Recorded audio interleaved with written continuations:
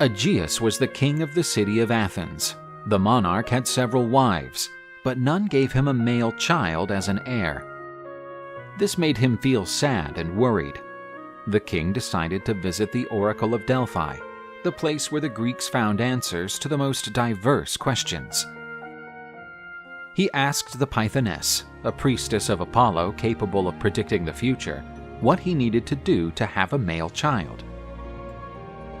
As usual, the Pythoness's answer to Aegeus was very obscure and cryptic. The king could not decipher the meaning of what was said by the oracle. The king of Athens returned home disappointed, not to find the answer he was looking for.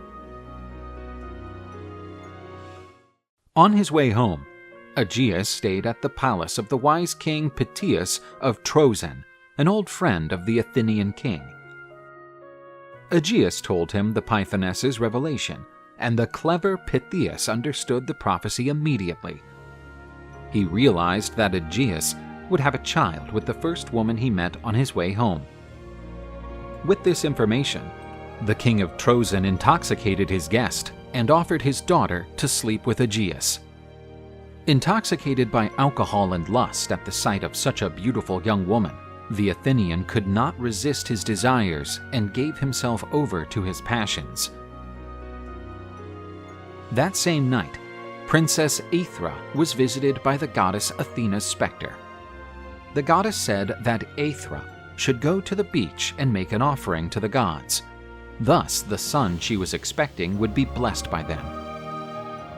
The princess stepped into the sea waters and made her offering to the gods. Poseidon, the god of the seas, emerged. This surprised the princess, who was amazed by the magnificent deity. Poseidon placed his hand on her belly and said that her child would achieve glories as great as those of Zeus's offspring. The god joined himself to the princess. The child born from Aethra's womb would be the son of Aegeus and Poseidon. The next day, Aethra told Aegeus about her meeting with the gods and that they had blessed the child that would be born from the union. Obviously, she preferred not to reveal all the details. Aegeus was very pleased with the news, but he feared for the child's safety. The king had many enemies. If the child was a boy, she should not tell anyone who the father was. Aegeus lifted a large stone and placed his sandals and sword under it. When his son had the strength to lift the stone, the queen was to send him to Athens to be the prince of Attica. A beautiful, strong boy named Theseus was born. He was raised by his wise grandfather, who prepared him to be a hero. When Theseus was still a child, Hercules visited his grandfather's palace. When they heard that Hercules had arrived, little Theseus and his friends ran to meet him. Hercules had left his lion-skin cloak on an armchair. When they ran into the hall, the children were terrified because they thought it was a real lion. But young Theseus seemed to have no fear.